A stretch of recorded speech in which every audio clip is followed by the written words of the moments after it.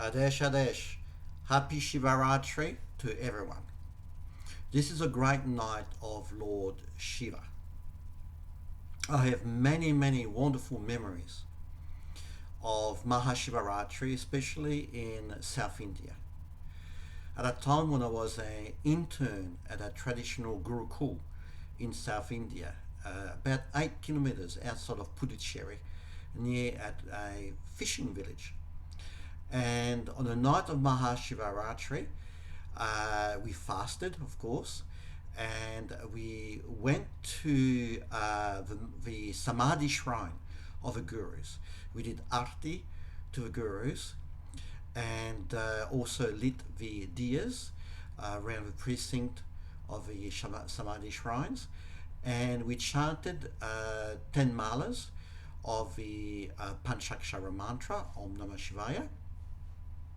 And then we proceeded to carry lingam that was formed from compacted sand, and that we took to the various temples that were, of course, open for the whole night of Mahashivaratri, and to bless the lingam and to chant devotional songs with the Shiva Bhakt. And then we walked bare feet, basically, back to the ashram, 8 kilometers, and along the way, stopping to the various temples and to get the lingam blessed and to get darshan of Lord Shiva, and walking along the roads chanting bhajans ourselves.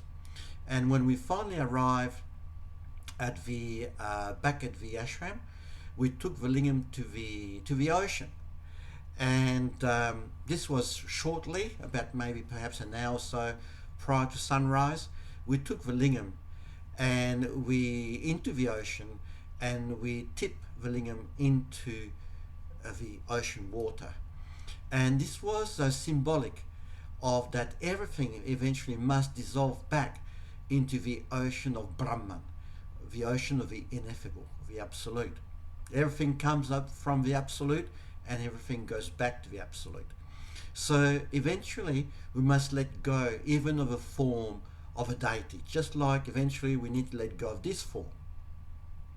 And symbols such as the Shiva Lingam, for example, are energetic portals between the world of form and the world of force, between the material world and the spiritual world. So they form a bridge in our psyche. And eventually, for that final liberation, we must let go. We must let go of a bridge behind us in order to totally immerse ourselves into that ocean of consciousness. So many wonderful memories there. Now, we know that a picture holds 1,000 words, and that a story is worth 1,000 pictures in turn. And this is the value of our wonderful Puranas. The stories are linked to our Dharmic deities, yeah? And whether one believes in the actuality of a god, and whether they lived amongst humans at a time or not, and whether these stories actually took place or not, what's important is that we get the learning from the stories. And often this learning in regards to how we should live as human beings, of the nature of our true self, the nature of a divine, the nature of the universe, and the interaction between self, the universe, and the divine. So sometimes a simple understanding and acceptance of these stories actually opens our mind up and takes us to a devotional aspect, a devotional acceptance, where those stories can go deeper into our own psyche. So tonight, I would like to communicate some of these stories to you. Now, the first story I'd like to relate to you is in order to explain in regards to North India how Mahashivaratri is seen. It is seen as the wedding night of Lord Shiva and Parvati. So in North India, the ladies, the single ladies and young girls, pray to get a husband like Shiva. Yeah, they deem Shiva to be the ideal man, the ideal husband. So apart from taking this story as a literal story, um, there's also the aspect of what the esoteric of a cosmic wedding is about. So here we're talking about, of course, often the wedding of a soul with the other soul, but also internally of a wedding between the polarities within us. For example, of the brain hemispheres. We have both the feminine and the masculine aspect. The masculine aspect relates to basically the logical mind, the analytical mind, the reasoning mind, while the other aspect of the brain hemisphere is in regards to the feeling type, the artistic type, and the intuitive aspect of our mind. And the happy marriage of the two hemispheres of the brain actually results in a more efficient, effective, and holistic human being. Likewise, in a more esoteric aspect, we have the the wedding or the equilibrium, dynamic equilibrium, so to speak, and union of the Ida and Pingala Nadi, of our parasympathetic and sympathetic nervous system, in order to create balance with us, that happy marriage within us, energetically, yeah, in order to reach oneness through the Sushumna Nadi and the awakening of that universal force called the Kundalini Shakti. So there are many dimensions to these stories as such. Likewise, we could look at it as the marriage between the conscious and subconscious mind.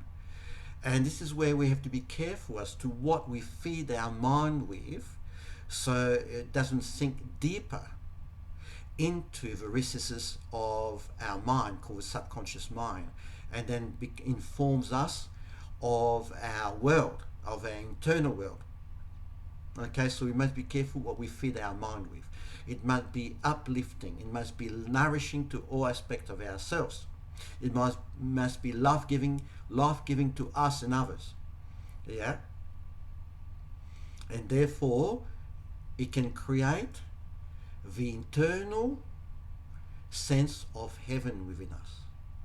And here again, we talk about the aspect of marriage of heaven and earth. We express here on this plane, or this material plane. And how we express is through our understanding and how we feel about ourselves and life itself. Okay, so our thinking and feeling will translate into our action into this material world. So we have to be very careful what we feed our mind with. Now, the next story I would like to bring to you is a concept of one of the prime symbol of Lord Shiva, which is Shiva Lingam. Now, if you are a subscriber to my monthly update, and if you're not, then please go to our website, which is www.empowered, so that's ED at the end, empoweredthroughtantra.com. So www.empoweredthroughtantra.com.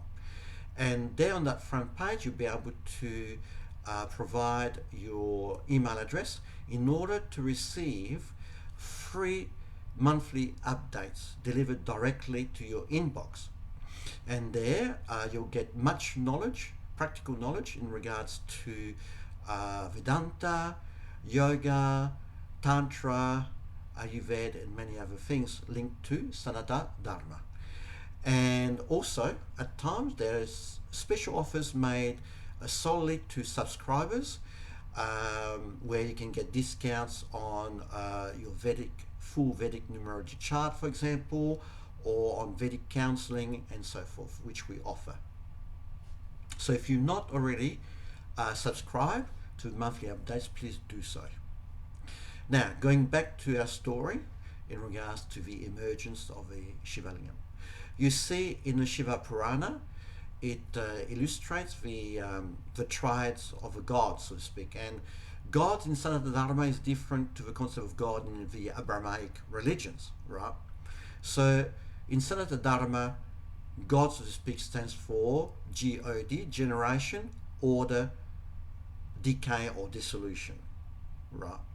Which is a process of life and of expression of the universe to keep things fresh, to keep things anew. Okay? And so those aspects of generation, order, decay, or dissolution at a universal level is expressed figuratively by the god Brahma, not Brahman, the ineffable one, but Brahma, the creator god, generation. Order is Vishnu, the maintenance, order, and dissolution by Lord Shiva, or Maheshwara in this case it's called. And so in this story, both Brahma and Vishnu were having an argument as to who was superior. Whether Brahma's generation, was superior to the order, because there can be an order without generation, and generation has no value without order. So they were having argument, which shows in some ways that unless the final enlightenment is met, that one becomes totally universal, beyond generation, order, and decay, that there's still a subtle aspect of, or not so subtle aspect in some cases, of ego. So they were having an argument and they could not resolve that argument. So they called upon Lord Shiva. And Lord Shiva transformed himself into a pillar of fire. And so if any of them, meaning Brahma or Vishnu, could find either the beginning or end of this column of fire, then they would become the superior god out of the two of them. So Brahma took the form of a swan and flew upwards. And Vishnu took the form of a boar as Varaha and started digging into the ground. And the story goes that, of course, there is no end of beginning to this pillar of fire, because fire represents light, and there's no beginning or end to actually light. And light is representative of a light of consciousness.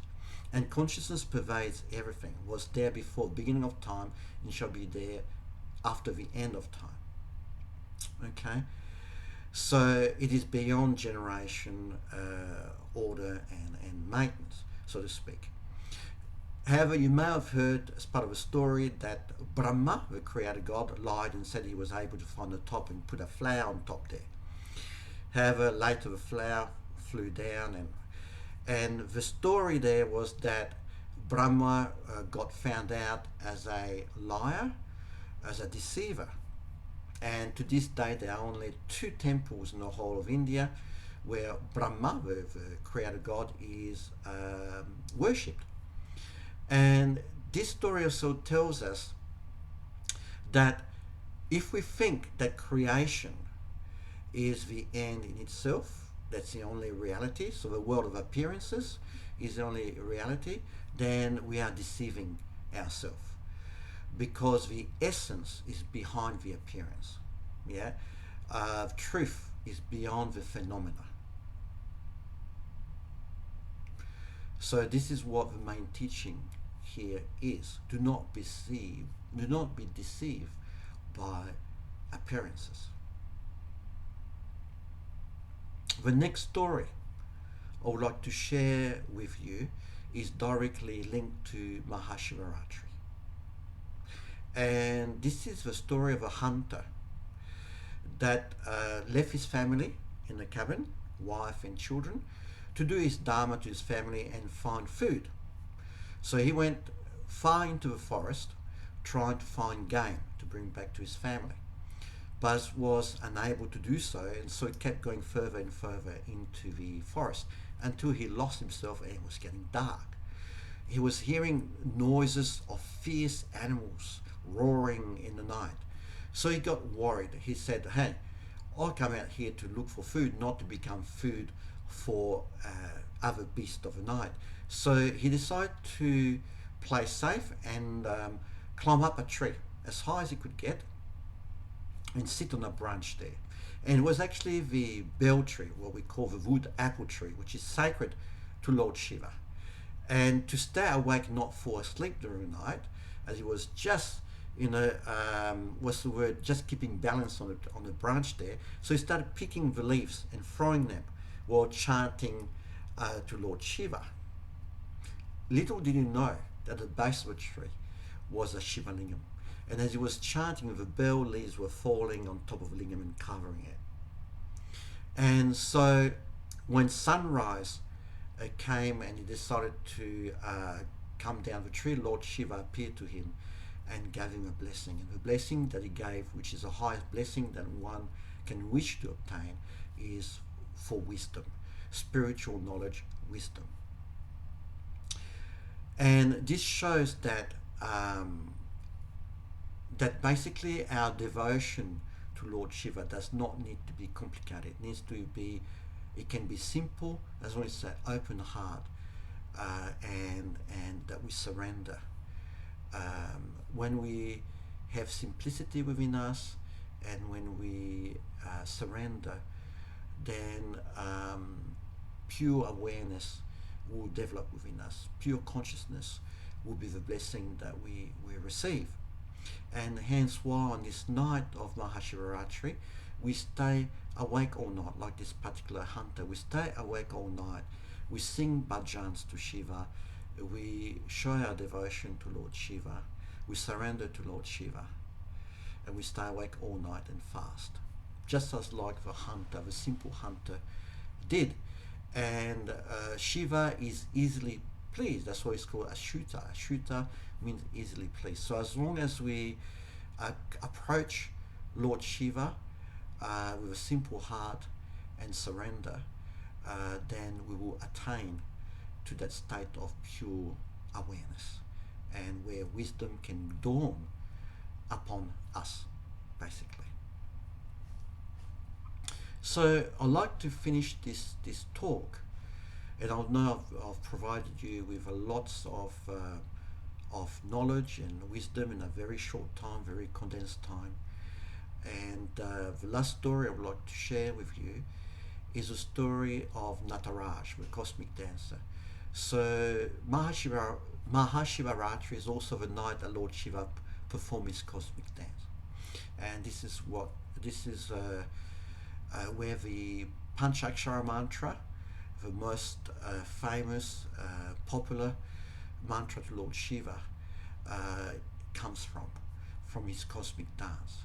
And the cosmic dance is basically the dance of the Pancha Mahabhutas, the dance of 5 elements to keep the lila fresh, yeah, and ever new. And the dance of the 5 elements affects both the microcosm and the macrocosm. So the macrocosm is the world around us, and we know that things are constantly changing, constantly evolving, the universe constantly expanding. And likewise, change occurs within us in the microcosm. Okay, so we have experienced change from birth to toddler to infant to child to teenager to adult to elderly and eventually to letting go of our physical form. And no cells remain the same within us, including our organs. Our organs are transformed every so many years, including our skeleton. Apparently every 7 years we have a totally new skeleton. And so if we look at it that way, the nature of existence, the nature of life, the nature of the universe is change. Yeah? And accepting that change is the first step towards freedom, towards our liberation. If we resist change, then we suffer, because we're going contrary to the reality of expression. The essence is never changes. The essence within us, the Atman, the Paratman, is one with Brahman, the ineffable, the absolute, the one without a second. That part, that essence never incarnates, never experiences suffering.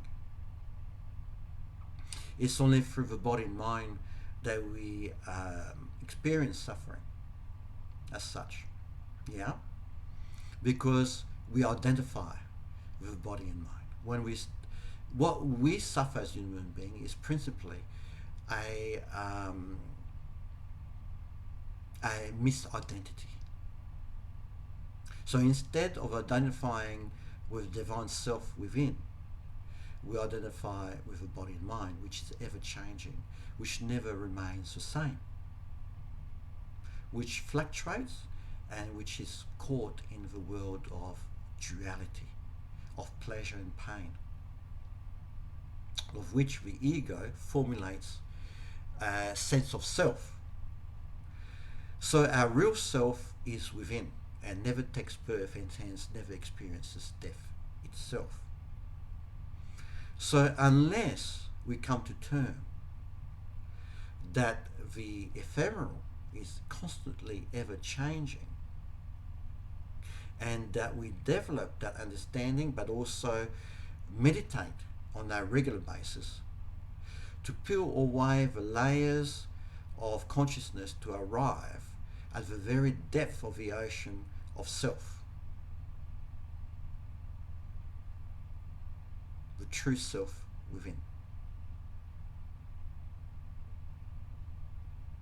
So this is the symbol behind the cosmic dance where Shiva with his damaru, his drum, goes to the beat of creation, maintenance and dissolution, ad infinitum, within and without. Yeah? Om, which is a pranava, where all vibration emanates from. Mahashivaya, the syllables of the elements themselves.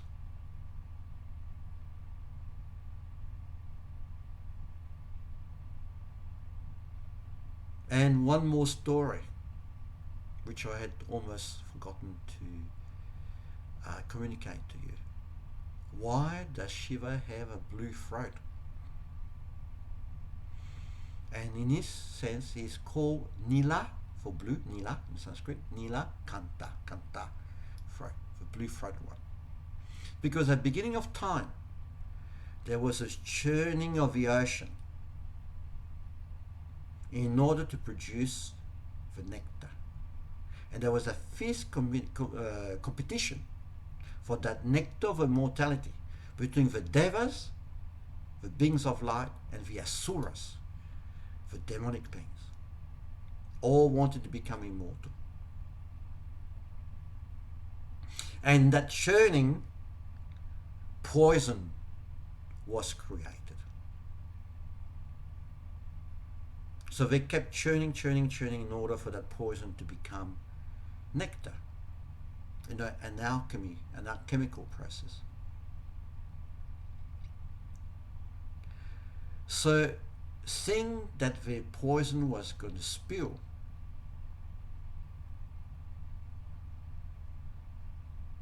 Lord Shiva decided to drink the poison.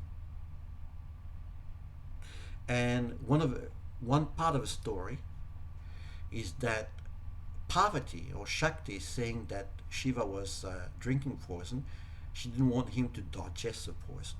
So she ran up to him, put her hands around his neck to stop poison from going down to his body, for it not to be digested. Yeah? So he didn't have to stomach it. And she pressed around his neck, until he turned blue. And his poison didn't go any further down. So he became the blue-throated one. Now there's many aspects of that story.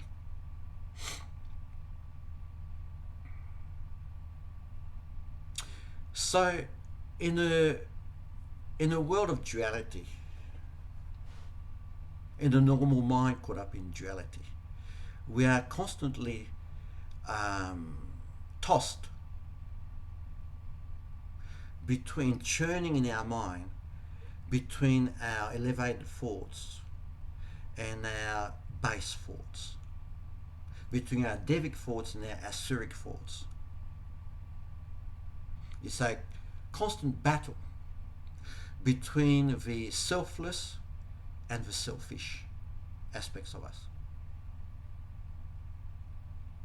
between uplifting ourselves and others and between degrading ourselves and others, between our positive thoughts and our negative thoughts, so to speak.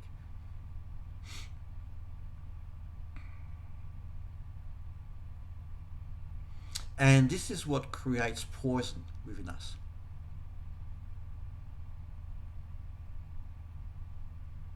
This is what informs our inner world, the imprinting, where we lose sight of our divine eternal nature.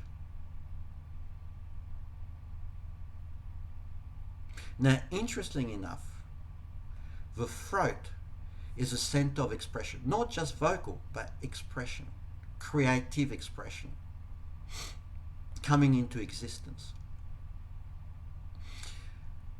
So in some model, karma is first seeded in the soil of Muladhara chakra, our base being. And then it is watered, it is irrigated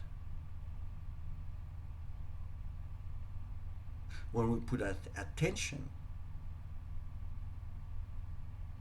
on those seeds, when we water them with emotions,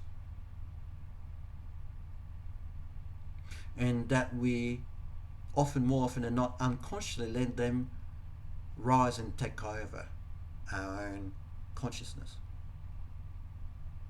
to eventually poison us, eventually to be expressed into manifestation.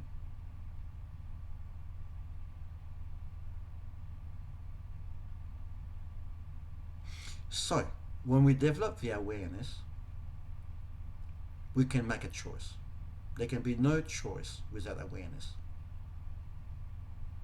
We have the power to choose. So we have to be mindful what we feed ourselves through our senses, through our mind, through our activities, through our emotions.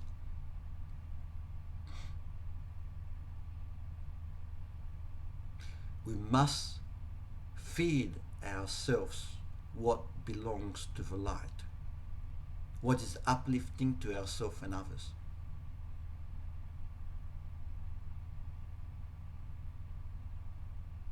There's a saying often that what is pleasant in the beginning for the ego ends up sour in the end.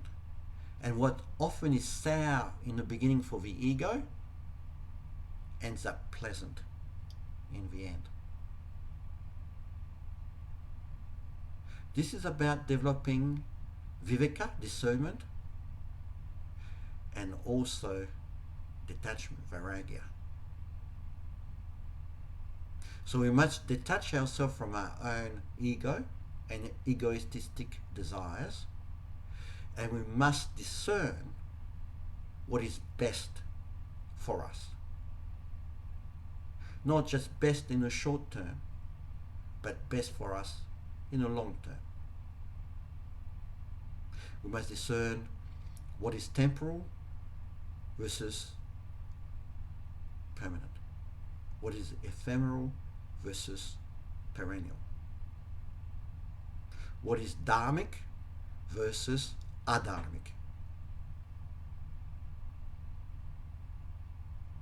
And the more you grow in consciousness, the less you can get away with,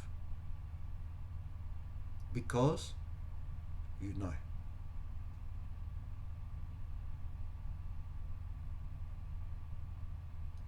So on this note, dear ones, I wish you a happy Mahashivaratri. Let us grow in consciousness. Let us be more conscious in our actions. and let us travel the narrow path to enlightenment. Jai Jai Mahadev. Adesh Adesh.